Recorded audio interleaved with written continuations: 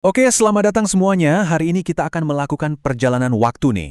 Kita mau coba pahami gimana caranya sebuah ilmu atau gagasan kuno itu bisa dijaga, benar-benar dijaga, dan diwariskan dari satu generasi ke generasi berikutnya.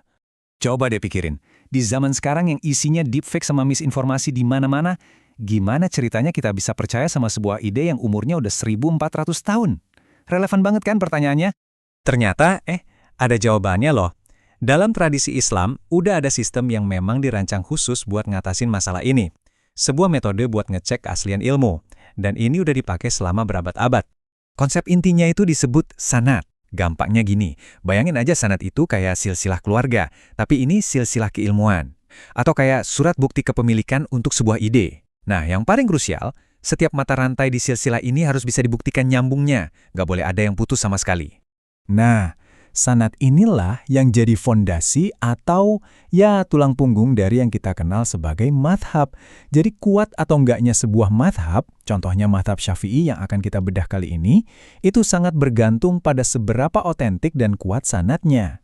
Jadi, proses verifikasinya itu super ketat. Nggak bisa cuma asal klaim, oh saya belajar dari si A. Nggak bisa gitu. Harus ada bukti kalau mereka tuh beneran ketemu, beneran belajar bareng, dan ilmunya diwariskan secara langsung. Proses ini diulang terus di setiap generasi. Nggak ada kompromi. Oke, biar lebih kebayang, kita lihat langsung aja contoh nyatanya ya. Kita akan ambil studi kasus dari Imam Syafi'i. Yuk kita telusuri bareng-bareng jejak ilmunya sampai kembali ke sumber utamanya. Nah, ini dia yang super menarik. Imam Syafi'i itu ilmunya nggak datang dari satu jalur aja. Justru beliau menggabungkan ilmu dari dua mazhab besar lain pada waktu itu.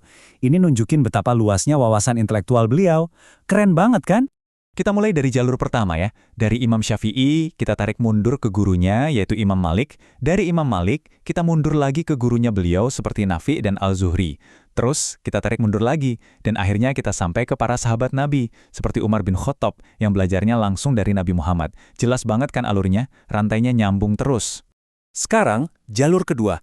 Lewat guru beliau yang lain, Muhammad bin Al-Hasan, Imam Syafi'i nyambung juga nih ke ilmunya Imam Abu Hanifah. Dan kalau rantai ini kita telusuri ke belakang, sampainya ke sahabat Nabi yang lain, seperti Ali bin Abi Thalib dan Abdullah bin Mas'ud. Jadi ada dua jalur emas yang ujung-ujungnya bertemu di sumber yang sama. Nah, setelah kita ngerti konsep dasarnya, coba lihat gambar ini. Wow, ini adalah peta visual dari silsilah keilmuan mazhab Syafi'i. Kelihatannya rumit ya, tapi peta ini benar-benar nunjukin dengan jelas betapa luas dan saling terhubungnya jaring-jaring ilmu ini selama ratusan tahun. Tentu aja ceritanya nggak berhenti di Imam Syafi'i. Ilmunya terus mengalir, kayak riak air. Yuk kita lihat gimana ilmu ini diwariskan ke generasi-generasi sesudahnya. Biar gampang ikutin alurnya, para sejarawan punya istilah namanya thobaqoh. Gampangnya, thobaqoh itu satu angkatan atau satu generasi ulama. Jadi, kita bisa memetakan gimana ilmu itu menyebar dari angkatan yang satu ke angkatan berikutnya. Dan skalanya, ini benar-benar luar biasa. Dari sumber yang kita pakai ini, tercatat ada 14 generasi ulama Syafi'i. Bayangin, bukan cuma satu atau dua, tapi 14 generasi. Dari 14 generasi ini, lahir nama-nama yang pastinya udah nggak asing lagi di telinga kita. Ada Imam Al-Bukhari di generasi awal. Beberapa abad setelahnya muncul Al-Ghazali. Terus ada Imam An-Nawawi, Ibnu Katsir, Al-Suyuti, wah banyak banget. Ini bukan cuma daftar nama loh, ini barisan raksasa intelektual yang semuanya nyambung dalam satu rantai ilmu yang sama. Oke, sekarang kita akan tarik ceritanya lebih dekat lagi ke zaman kita. Dari masa lalu, langsung ke era yang lebih modern. Lihat deh rentang waktunya, ini gila banget.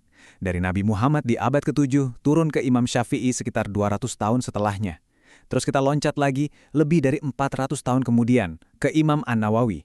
Dan rantainya nggak putus, terus berlanjut sampai abad ke-20. Dan disinilah ujung dari penelusuran kita. Semua silsilah yang monumental tadi dari Imam Syafi'i ternyata sampai ke generasi ke-14, yaitu K.H. Hashim Asy'ari, pendiri Nahdlatul Ulama di Indonesia. Jadi, tradisi keilmuan klasik itu nyambung langsung ke konteks Indonesia modern. Luar biasa kan? Oke, jadi setelah kita lihat semua ini, pertanyaannya apa sih intinya? Kenapa sistem kuno ini masih relevan dan penting banget buat kita sekarang? Intinya, ini bukan cuma soal nama dan tanggal, bukan sekedar pelajaran sejarah. Sanad itu adalah sebuah sistem, sebuah metodologi yang sudah teruji ribuan tahun untuk menjaga ilmu tetap asli.